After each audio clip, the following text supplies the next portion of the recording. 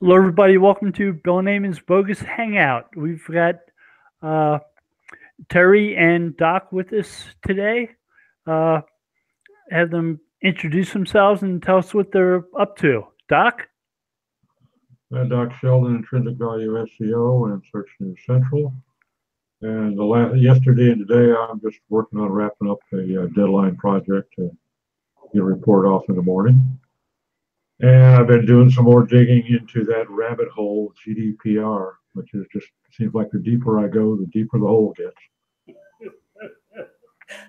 I've learned to avoid rabbit holes like those. I tell you, I'm almost ruining the day, Terry. It is just, the more I learn about it, the more I realize there is still to learn about it. And part of it's cool, part of it's scary as hell. I don't know which side I'm leaning toward right now. Terry? Terry Van Horn, International Website Builders is my development company. SEO Pros, I'm founder there, and I'm a founder at SEO Training Dojo with David Harry.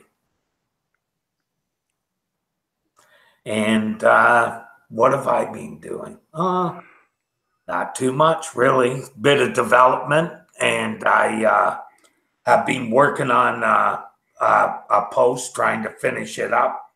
And, you know, Google being how nice it is, they changed everything, so I had to rewrite parts of the post.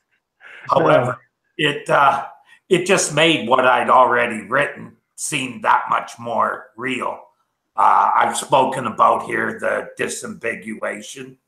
I found now they've removed the disambiguation from Office Space, which is odd because they didn't do it on all of them. I haven't been able to find any others.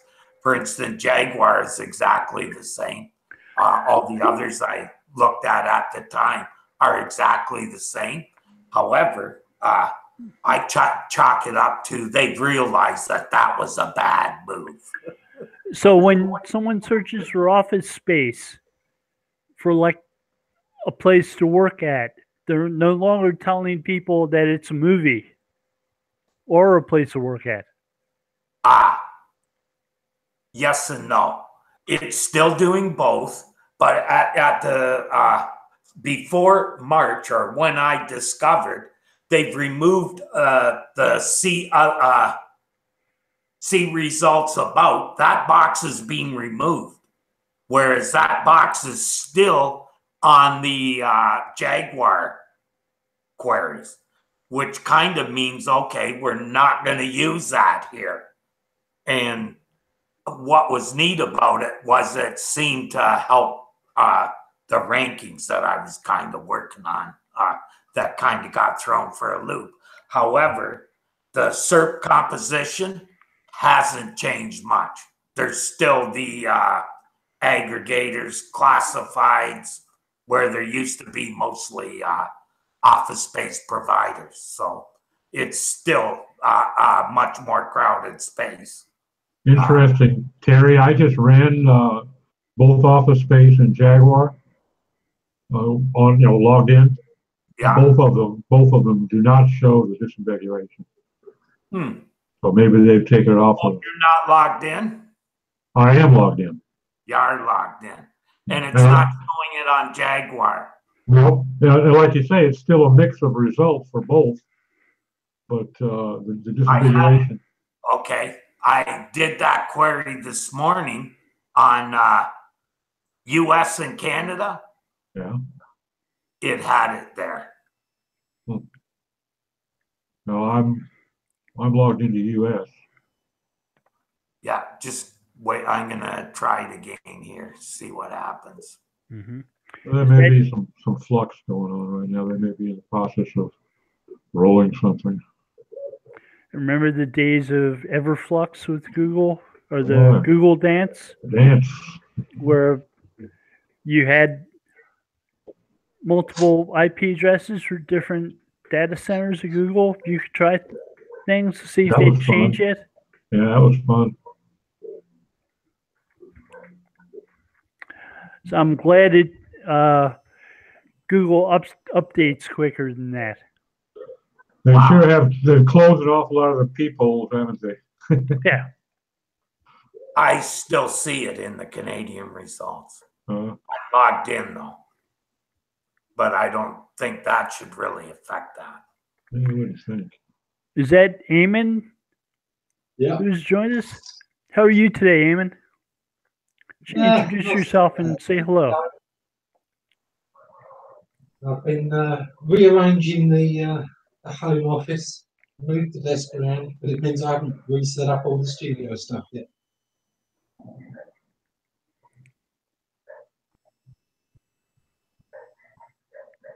It should give me a bit more space. Oh, good. I've been kicking out audits. So I've got another one due Friday. I've got to crack down on. That should keep me busy and out of trouble. Is this for a brand new site or for an existing site that's a new client or just a regular?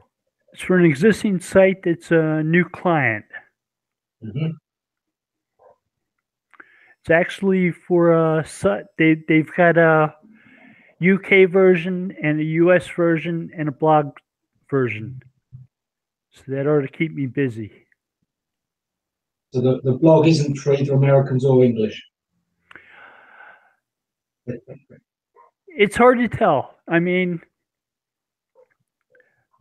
people are treating .com as if it's US. Oh, yeah. It's supposed to be commercial. Yes. Supposed to be one of the global top-level domains, but the .us was actually the least used ccTLD in the world for many years. And it's not one that I'm most likely to recommend to people.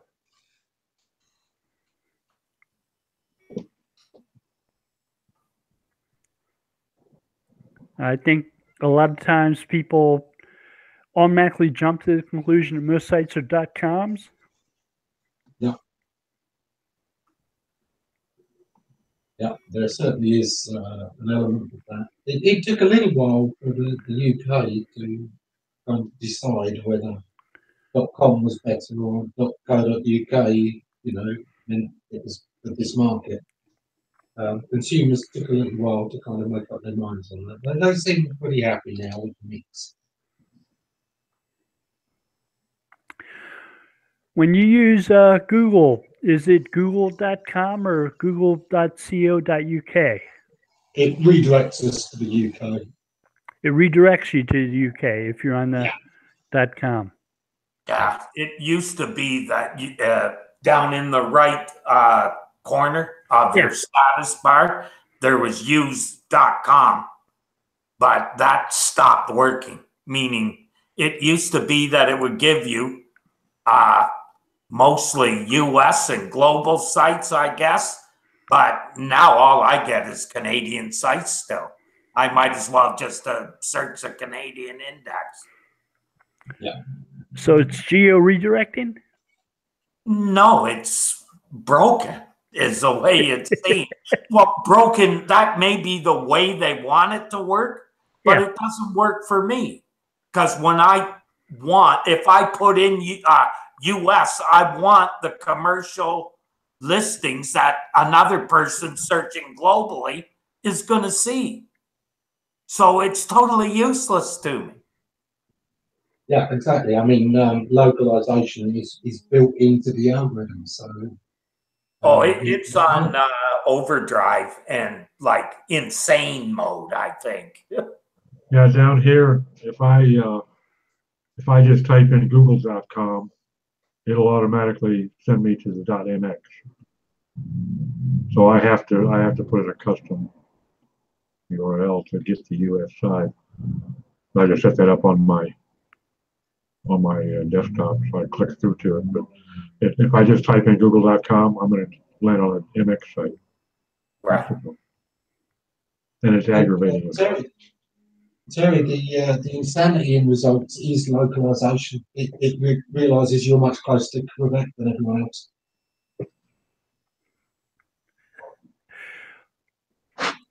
I think I understood what you said. Yeah. It decides that Quebec is insane enough in situation that it needs to put a bit of insanity into the results to suit. We've got William Rock joining us this morning too. Hi, William. How are you? Could you introduce yourself and tell us what you've been up to? Sure, William Rock, Kansas City. Been up to working in-house for Sunlight and Saunas, and doing all their in-house and paid advertising, the work. So I've been kind of hiding, I guess you could say, but more or less learning, what they've already done and throughout the years, and trying to fine tune and perfect things. Work my magic. I came across their site, I guess, about a year ago or so, and their products impressed me. It's an incredible technology. I mean, infrared saunas it's when you say sauna, it's basically they think steam. Yeah. And I was literally just downstairs in the sauna and had my cell phone texting back and forth, right, reading email, whatever. I was just working.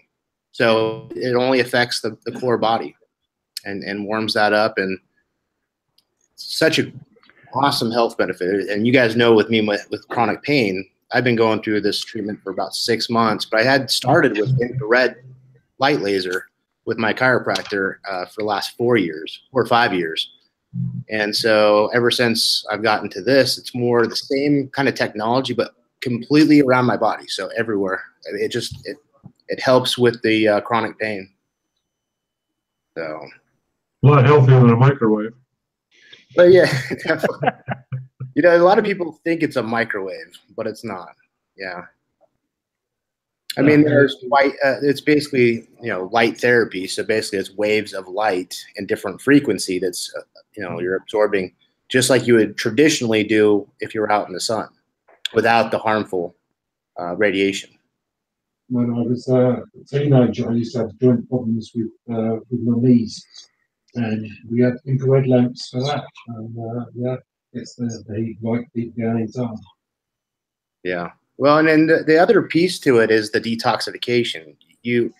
Once your core body temperature reaches a certain degrees, about 3 degrees above, then you're actually able to sweat out the bad toxins and from things you've had in your body for years. Like for me, it's all medication. So medications coming out of my body help making me a little bit healthier each day.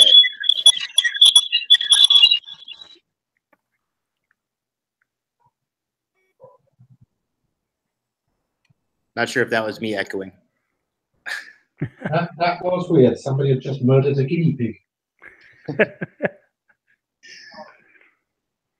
But yeah, Bill, I think it's a really interesting, I'm learning about the technology itself, and the more I learn, the more I get fascinated, especially when I'm listening to doctors and they're prescribing this to a lot of their patients.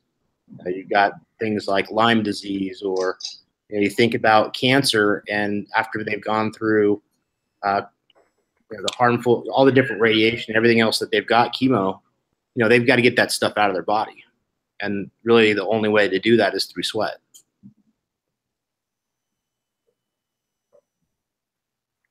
Different than just talking about search engine optimization, right? Yeah.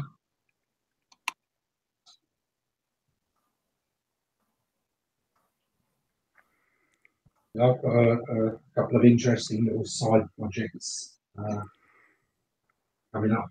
One of them is adult-related again, which it's always nice when you've got a client who's open to doing something actual marketing rather than just trying to spam keywords. There's a lot of link building opportunities are always missed with the adult industry. Well, with some many industries, but adult in particular. A lot of people think, oh, I won't get links to an adult site except from other adult sites.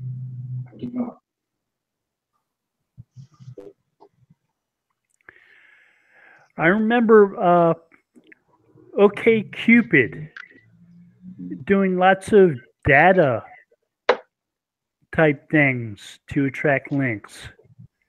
And you'd expect that a dating site might have difficulties getting links too. But they were doing some interesting demographic type things that got people talking about them and pointing to them. Yeah, absolutely. The big ones are, let's face it, dirty jokes are some of the best jokes. So humour is a wonderful way of link building with any kind of adult stuff.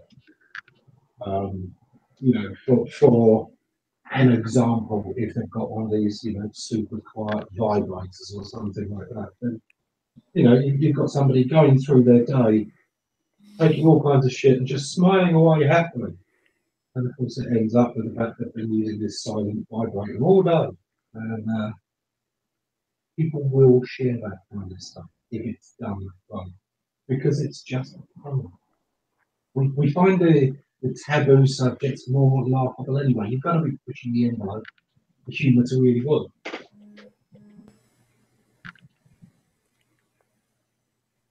But also, I was talking about an example. Somebody a little while ago, because they were talking about an escort agent. And I said, well, you know, if it's an upper class, high-end escort agent, high-end call dogs, there's a lot of link building opportunities that can be done company to company. You know, do a reciprocal arrangement with the local dry cleaners. Who's the best dry cleaners in the area? Because a high-class escort has to have the right outfit for every possible occasion at a moment's notice, whatever happened to it last night. I'm finding I'm getting lots of adult type spam in blog comments that I'm deleting. Yeah. Really? That's what they resort to, because they just have no idea what they're doing. And of course, it doesn't really work. But it lets them till they can't. Oh, we built you 50 new links this week. And then that 20 of them got deleted straight away.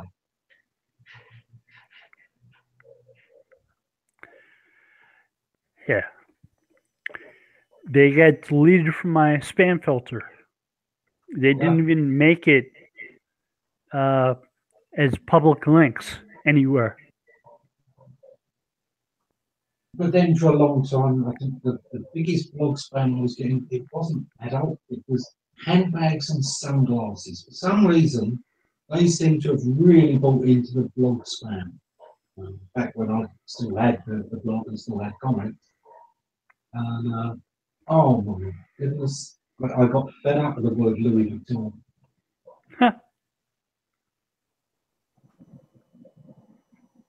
And there was no attempt to even try and make the comment relevant. You know, it was literally just dropping links into the comments. And I look in one plugin has site links, which tells me which pages of mine are getting visited most, and it also tells me where I'm getting traffic to my site from. Mm-hmm. And I see that one of those is a do follow blog list. And it's like, I don't have do follow links on my site. If people are coming to my site from there, they don't have anything on their browser that tells them whether or not my links are do follow or not. Yeah. Because they would know they're not. Yeah, I mean, there's really no successful blog that's ever going to have do follow comments that's doing it right. The entire point of no follow is for stuff you don't have time to absolutely editorially vet, and that isn't an absolute citation. And somebody self-referencing in their comment is never a do follow link example. It's always a no follow link. It's always one that is not a editorial citation.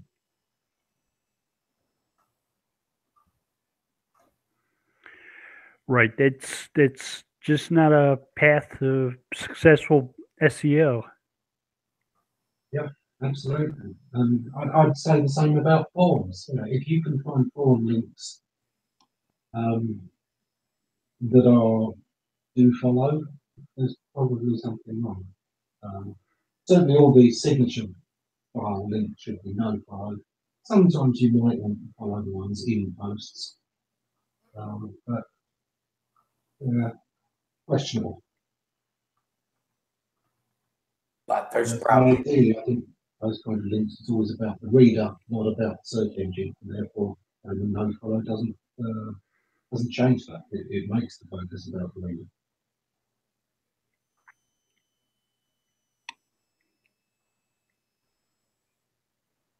I think things have changed dramatically throughout. When we first started, working on websites and everything else, going back in the day, links were links. They would get you a ranking, but today it's a whole different breed.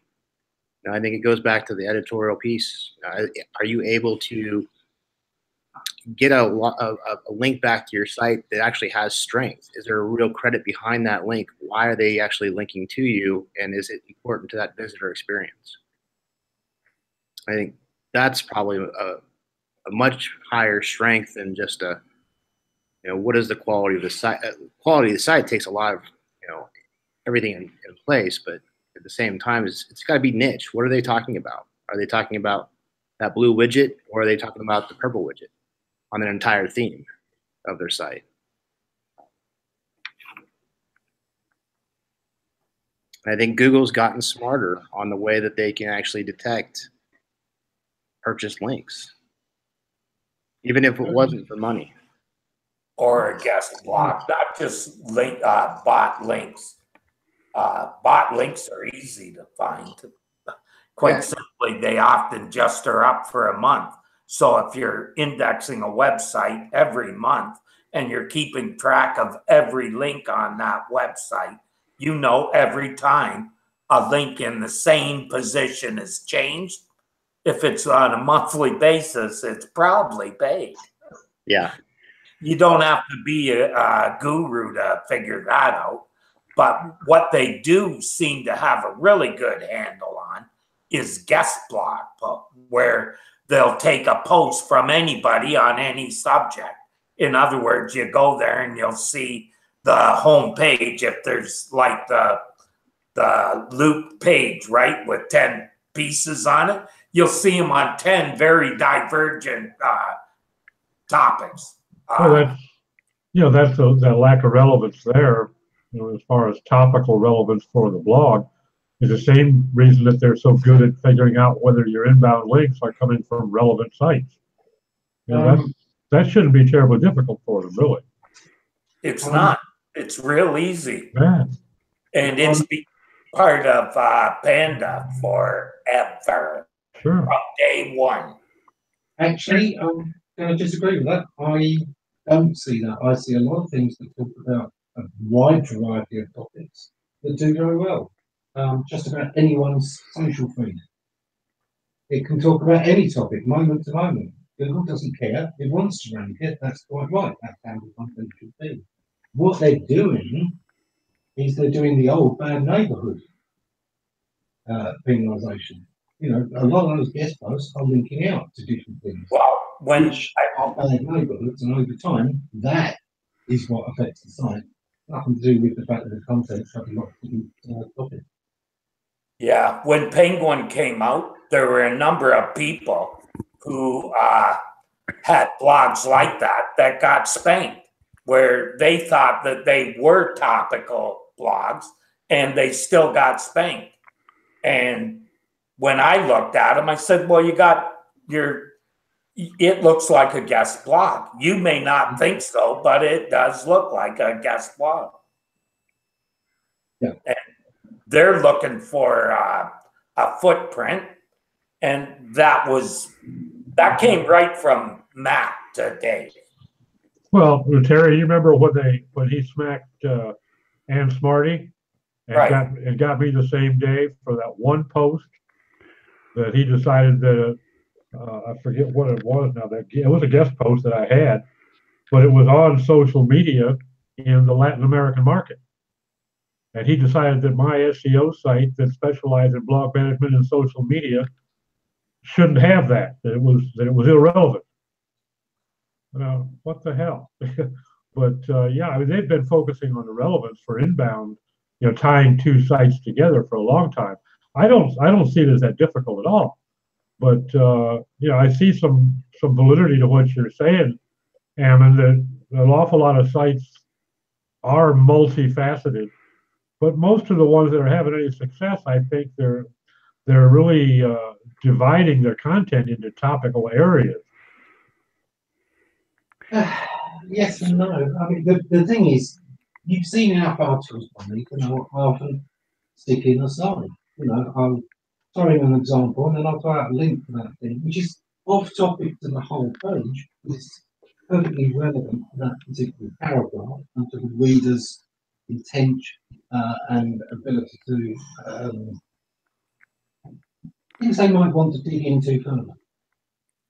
Is it relevant to the content of the page? Well, it's certainly not something I've put in the title. Say I'm talking about marketing and I mention Henry Ford and I link to a quote from Henry Ford and I link to the Ford Motor Company. Am I saying that the Ford Motor Company does internet marketing? Of course I'm not. But it's perfectly relevant in context, and I've always written that way, and I find that still works really, really well. Years ago, I did an article particularly to just show how easy it was to win certain prizes that we used a lot. And, I was using the phrase "make a million," and I created a page which was all about how to make $1 million guaranteed. I wanted to show that all the long form spam that was out there wasn't unbeatable, which was the contention of the day. But if you wanted to rank in that, you had to do this long form spam because everyone up the rank. Well, I talked on page 1 about the fact that often, it's small amounts done often. I talked about, the journey of 1,000 miles is simply step after step after step after step. And when you've got enough steps, you've covered 1,000 miles. It doesn't matter how big the step is. It matters that, between them they cover the distance. And point out that, probably everyone makes $1 million in their lifetime, but it's throughout their lifetime, and you want to do it a lot faster than that. So I looked at different revenue streams. I linked out the Google merchandise shop in talking about the fact that even big brands, where it's not their main model, still have these secondary revenue streams. Small things, but they're still there. Just all through this article, there are lots of the side steps, the sides, more dimensions, different things coming in. I think that made it a much stronger article overall, and yeah, it ranked very, very well for the phrase "make $1 million online, make $1 million online." It was top 3 for all of those for years. One of my favorite blogs is Bruce Schneier's blog about security. Yeah. He writes every week about security except for Fridays. Fridays, he turns his blog into the Squid blog, where he writes about squids. And he links to articles about squids. And he opens up the comment thread to those squid posts to the public to ask questions about security issues, which makes it interesting because people often ask things about really timely stuff.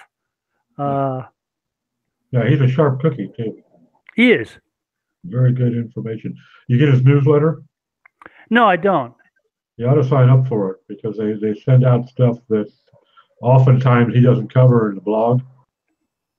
pretty timely stuff in terms of security risks and new exploits and that sort of thing, as well as tips and pointers on how to secure sites.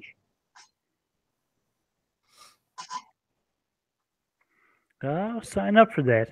Sounds good. Yeah, when I was saying or trying to describe it, something like that wouldn't be what I would. I mean, the type of guest posting places that Google wants you to avoid. Right. If you go to their home pages, like I can see one and make that determination in like 2 minutes. Yeah. It's just, because you got a post about Six Flags, you got a post about payday loans, you got a post about Viagra, you got a post about insurance, you got a post, just goes on, and none of them are related in any way. And you can read just any one of those posts and tell by the flavor of the post that this is a paid post or guess, somebody's getting paid somewhere along the line to mention these people or link to them. Yeah. Because most people blog about what they're interested in. Nobody blogs like that normally. And there is a site quality patent. I think one of the inventors is some guy named Panda or something like that. But where it says they'll look at pages and get an idea of what query terms those pages are intended to rank for. And this way they can get a map of the whole site and the query terms that it's supposed to cover. So once they're aware of that, I think maybe the idea of trying to get some idea of what a site is about becomes a lot easier because they've actually mapped all that out. Yeah, that's why when you add a new section to a website, even if it's kind of related, it takes Google a while to start kind of ranking you for those terms and themes, the stuff we talked about earlier. Try not to use that keyword stuff. As you know, I spend a lot of time in groups and forums and things like that, and I do see a lot of people misunderstanding and thinking that a good link is a link from a site on the same topic as theirs. Absolutely not. Only today, a lawyer who specialises in bankruptcy was saying that only other lawyers who deal with bankruptcy cases will link to her. I'm thinking that you're writing the wrong kind of content, because the people you want to be linking to you are entrepreneurs, and you need to be writing content that appeals to entrepreneurs, because those are the people who have a 90% chance of going bankrupt. Those are the people who have friends who have a 90% chance of going bankrupt. Because, even Henry Ford, the founder of the Ford Motor Company, went bankrupt 5 times trying to set up. Entrepreneurs have risks. The chances of most businesses succeeding, making profit over 5 years, still being in business, is tiny. 95% of businesses fail within the first 5 years without making back an investment. 95%. That's the broad figure. I've worked with a Delaware attorney who used to like to blog and got heavily involved in blogging with other attorneys on lots of different subjects. And he would get links from attorneys who he loved to do corporate law.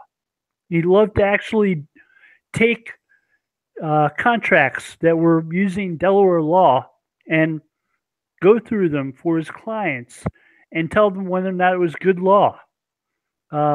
So if you're any type of lawyer who's doing stuff with Delaware law, you were potentially a client of his. So whatever that link from another attorney's blog to his was, it didn't matter whether or not it was from a corporate lawyer or on a corporate law subject, just as long as it got people who might be interested in his services to him. Yep. Bill, when you said they were trying to figure out what answers they could give, right, for a website, Yeah. do you think the pages that they identify on your site, right, those are probably higher in the hierarchy for crawling as well, right? Do you think there's a correlation between, like, they think it might rank and so they're going to index it more? It was maybe sort of like you do site quality for paid search. You try to identify what are good paid search topics by seeing if they include things like a privacy policy and like a FAQ and stuff like that. So it's sort of a site quality consideration. Maybe not necessarily to guide crawling of the site, but to tell them whether or not it was a site that had value. Oh, okay. So an e-commerce site that had no return policy probably wouldn't score too well, and that wouldn't score too well in paid search. So the idea behind site quality and organic search is more: is this a site that has value if we return it as a search result to somebody who performs a query? Are we going to embarrass ourselves by returning a link to that page? Yeah. Okay. Yeah. Basically, it's looking at pages that are designed to appeal to particular phrases and applying extra quality scrutiny to it, so that if it hasn't got any absolute penalties, but it's obviously been built just to rank for that. That kind of quality score would spot that, wouldn't it? Right. There are other quality score approaches. One that uses n-grams to try to get some type of statistical awareness of the language used on a page. So if a page is all gibberish, they'll know that all the words in that page are something that's been spun, and possibly not really well. Again, not a page that they would want to send searchers to. I've got a strong suspicion that there's a quality score that looks for citations, outbound citations, citations that the page itself is making in certain things. Simply because I've heard too many people, engineers, say that outbound links are not a ranking factor, which doesn't go with what I've seen, and therefore I think what's happening instead is that they're a quality factor, and then the quality score is a ranking factor, and that's how Google are getting around it. So they're technically saying, yeah, outbound links don't help you, only inbound links. There is a pattern that goes with that looks for something they call reachability scores. And it's based upon the quality of the links from pages. Like if a page has links to videos, do people go click through the videos and watch them? Yeah. If page, other types of pages, do people actually travel to those and spend time on those pages? I think it's kind of always been like that. My first website was just links out, nothing else. And it was #1 for the search term of the day at one point for a few months. So your site was a hub? Yes. That's why I still to this day build hubs and nothing else. To me, it doesn't make sense to build any site any other way, because the hub ensures all parts of your site are reachable within 2 links, two clicks after you hit the site. That would be 3 from clicking the link on the search engine. That's my goal, to be able to catch anything in three clicks. If I can do that, I know no matter how bad the site is, it will still convert because people can find stuff on it. Right. That's based on the old John Kleinberg's hubs and authorities approach, which Google picked up and used in like 2001 too. Yeah. They've often stated as well that it was one of the foundational pieces that inspired the thinking of PageRank. It was the first time that people had used links as an analysis on its own as a standalone measure. Right. John Kleinberg lived in the same town that Brennan Page worked in when they were putting together Google, or Backrub, as it was called in those days. Yeah. I'm pretty sure that I attended a few of his lectures as well. I mean, he was just such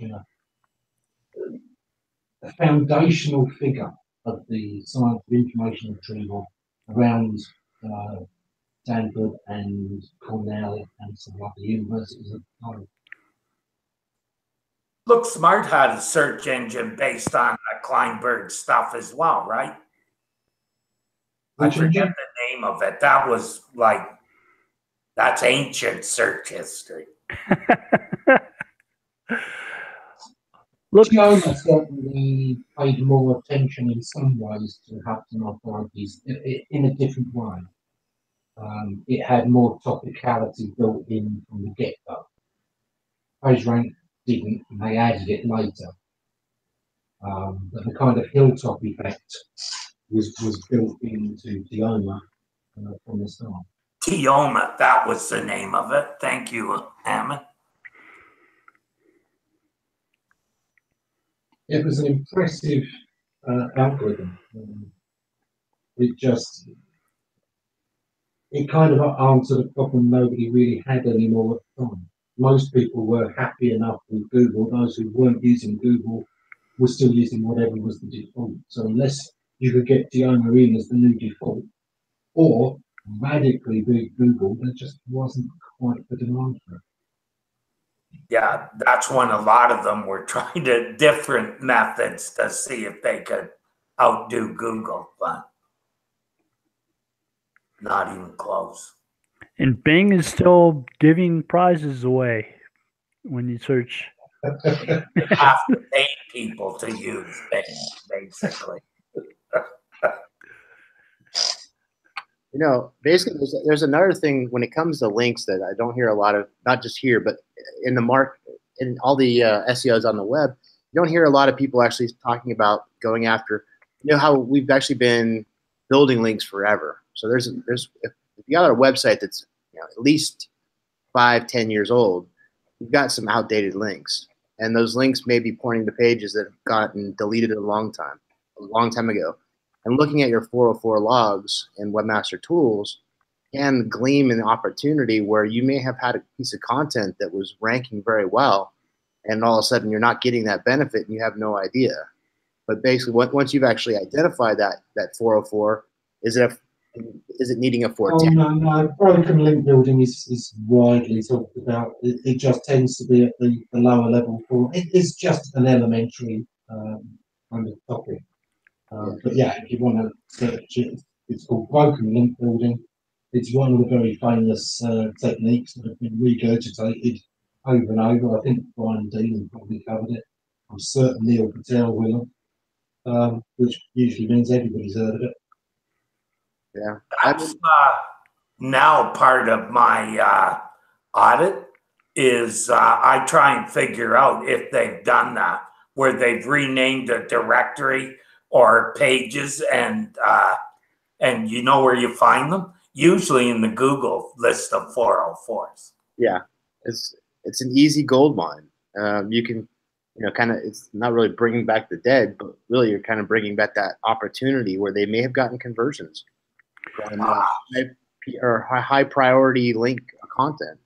The 404s that I tend to see in the Search Console are things that people link to that never existed in the first place. Yeah. They're not broken links that you're reclaiming. They're links that never existed that you're making up for by redirecting. Yeah. Or 410ing them. If the page doesn't exist or there's no relevancy to it, then 410 it, right? You could do that, but you're not. It's not a broken link that you're fixing. Yeah. Well, and I guess where I'm after is when you start to see, in my case, let's just say a doctor 10 years ago wrote about our sauna, right? Right. We would want to make sure that link still worked because the doctor's still doing his practice and he doesn't. It's on an old page that he wrote about, but gets a lot of traffic to. If you're on a WordPress site, you should there is a if you're not adverse to using a plugin, there's a broken link checker plugin that will tell you when there are broken links on your pointing to your site or redirects from your site to other sites. Gotcha. This way you can change them if the site's gone HTTP to HTTPS or the link no longer exists, and fixing the link, fixing the redirect will help speed your site up a little bit. It's worth the effort. Yeah. Yeah. On Link Prospector, Garrett French's tool, he's got a broken link checker. It doesn't only find yours, it finds other people's. So you can quite often find good links that are now broken that you write an article and send it to them and you replace your competitor. Those are the best ones. But I found I was working with a company that had a whole bunch of sites, and they went and changed the news link on every one of those sites and never 301 to any of them. I found like hundreds of posts that were listed as broken as 404s, but they were just all I needed to do was add a 301. Yeah. 2 lines of code and instant they got a bunch of equity back from that by doing that. When you have hundreds of pages, some of them get linked. Hopefully. Have an aside, Terry. Somebody else that's got a good broken link checker is Tony McCreath on his site. That's a free tool on websiteadvantage.com.au. Oh, okay. That's a good one too. Yeah, Tony's a good guy. Always. He's got some good tools.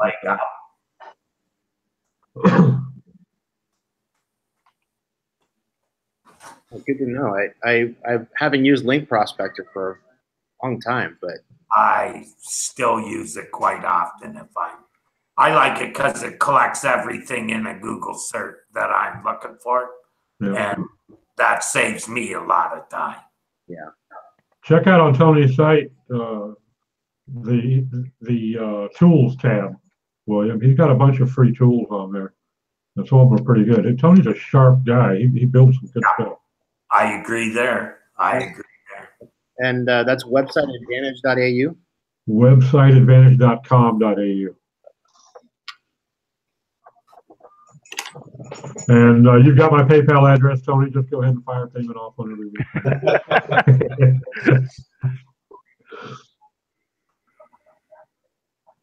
It's a shame we're kind of at the wrong hour for a lot of Australian and New Zealand friends to jump in.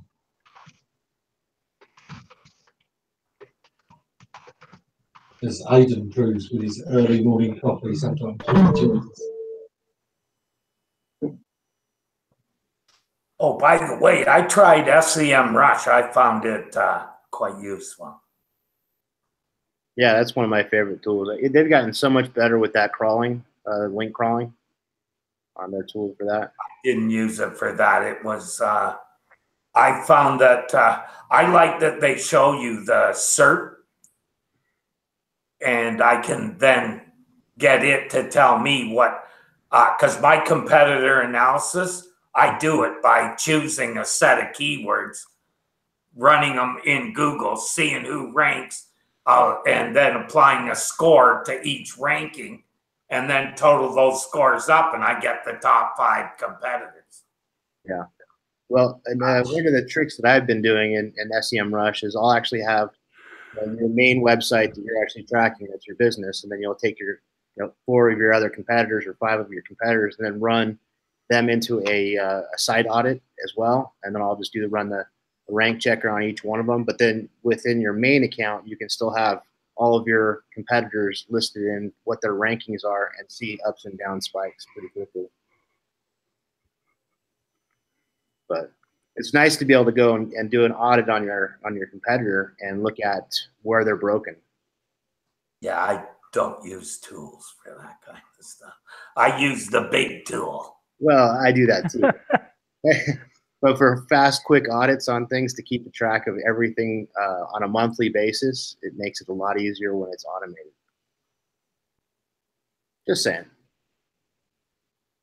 Yeah, once I've looked at it, I pretty well remember and have a plan.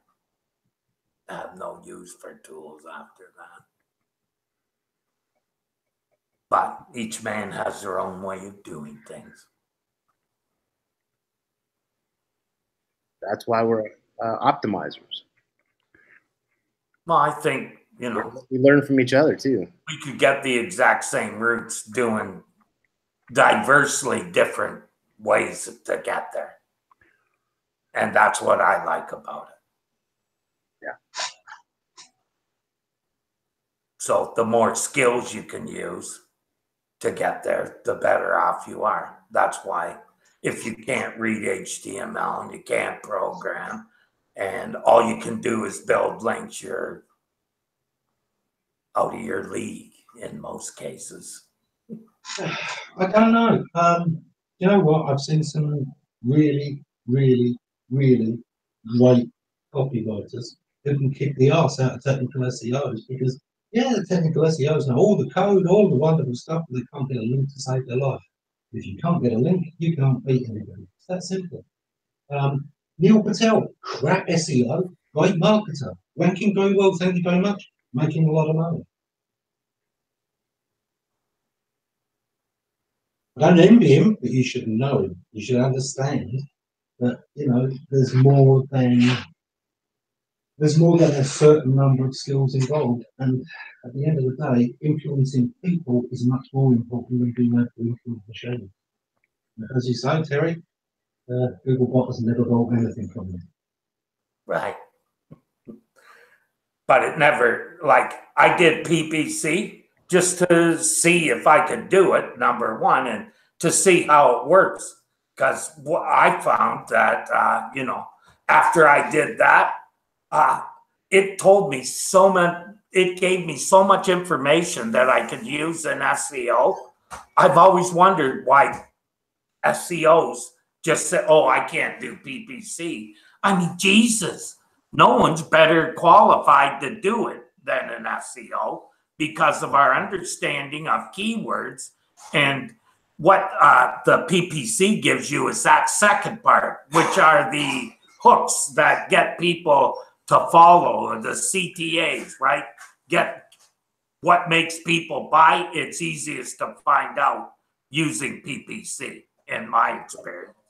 I'd also say that working up a list of negative keywords to fine-tune your pay-per-click, nothing puts your mind more in the thoughts of intention and user intent than doing that. If you combine those two things at the same time, you've got double the wins. You've got the organic win and the pay-per-click win. Right. So plus you can actually throw, when you put together a new page, you can throw a little bit of money at it and figure out if that page is actually going to turn into conversions, ROI, and then optimize from there. Push pause on your campaign and then optimize it again. And so you're right, Terry. We as optimizers have an advantage over the average PPC person because then we can do both. One, we can pay for traffic temporarily, but then go back and fine tune the wheel to get the free organic traffic over and over. And now you're double dipping. Yeah. When I was doing payday loans, I didn't realize that how much time it took to fill out the form was a huge part of the conversion. So I learned that by finding in 3 minutes you get a loan. When I put an ad with that said fill out the form in 3 minutes, it went through the roof. So I knew I had to uncomplicate all the forms. That people just didn't want to fill in all that information. Over here, we had a company called Wonga who did exactly that. They turned their form into, instead of having to put in numbers, you hit sliders of how soon you wanted to pay it back and how much you wanted, and so just the idea of sliders, advertising that they had sliders, just made people go for it. Because again, less typing. Oh, anyone can move a slider. This must be quick and easy. Yeah, and those are that's what it takes sometimes. Little things like that to get the advantage. Yeah. I do think it's one of the reasons that Amazon and eBay continue to dominate is because once they've got the information, any subsequent order is so easy. They've already got the information, you've already got the account.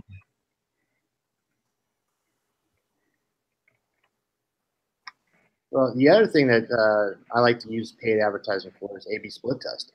So you can use tools like Unbounce or others that will let you split the traffic into 50-50 and then see exactly how that landing page works with a graphic versus a video or something else in the title or the call to action. Yeah, pay-per-click can be very, very powerful for doing very specific A/B testing.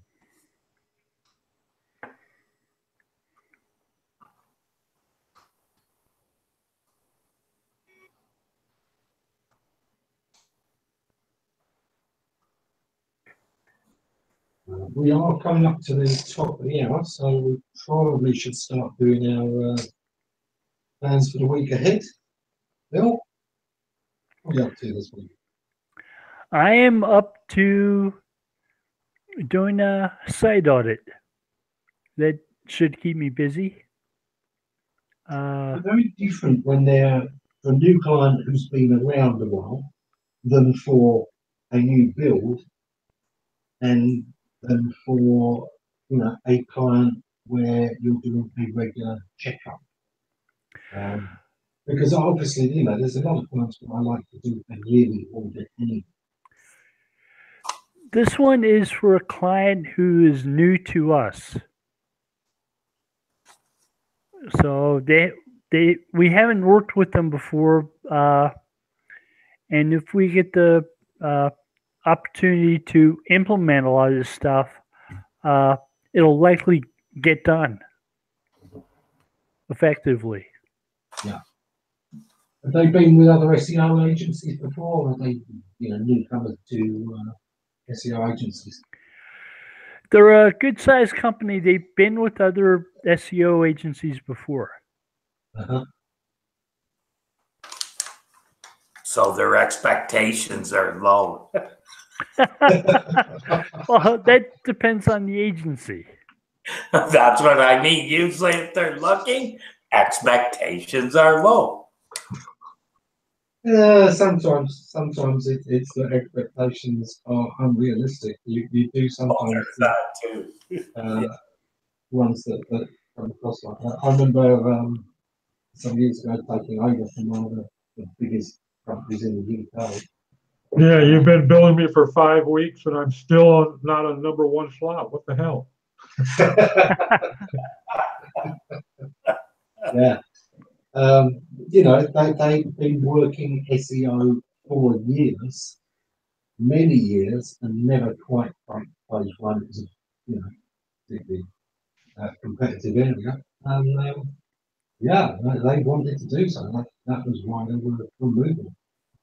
And could we do that for them? Yeah, we believe we could. But more importantly, we knew that we could still improve their business. And we knew that we could make them more money even without that. And we showed them how. And ultimately, you know, that's what makes the client's heart light up. It's knowing that there's lots of money in it.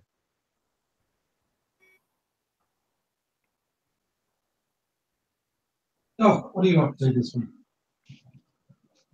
I'm wrapping up a project here sometime today and get this thing out to clients and continue to play with GDPR research. And I've got two cars. So apparently, either one of them has a problem, the other one gets sympathy pangs, and they always seem to both go tits up at the same time.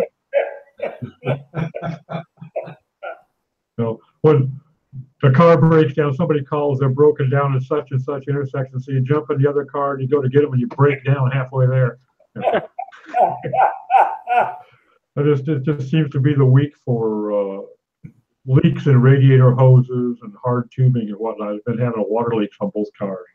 So I've been replacing ungodly expensive little pieces of thin wall tubing that weigh like 12 grams and cost that many hundreds of dollars, you know, for Christ's sake.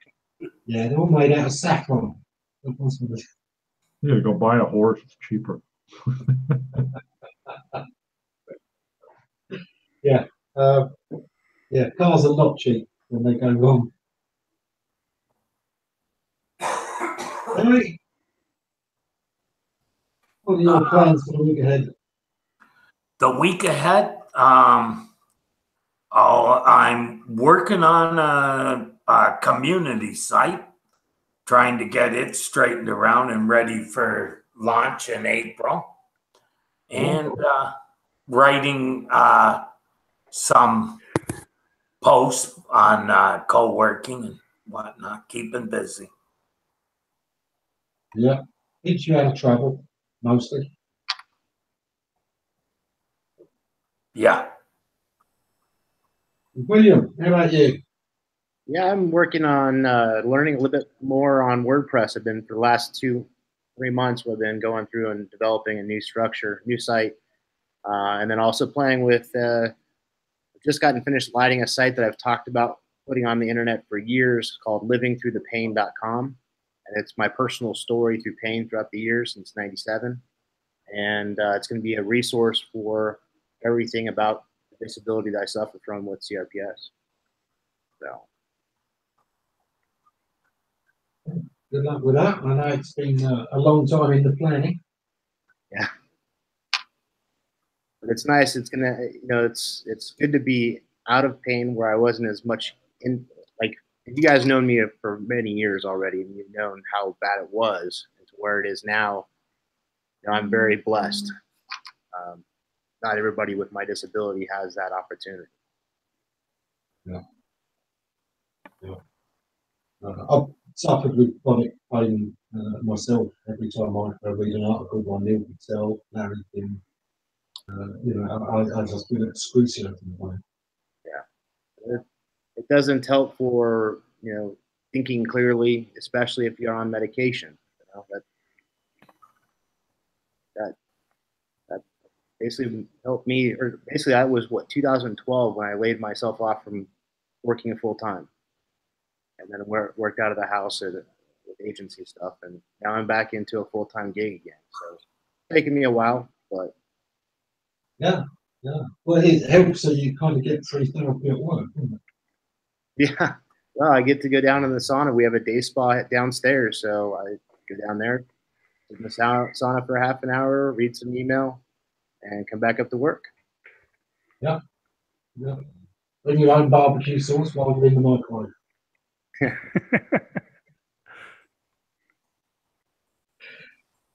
Right, well, we are past the time, so I guess that's us for this week, and we'll see you next time. Take care, everyone. I know. Thank you.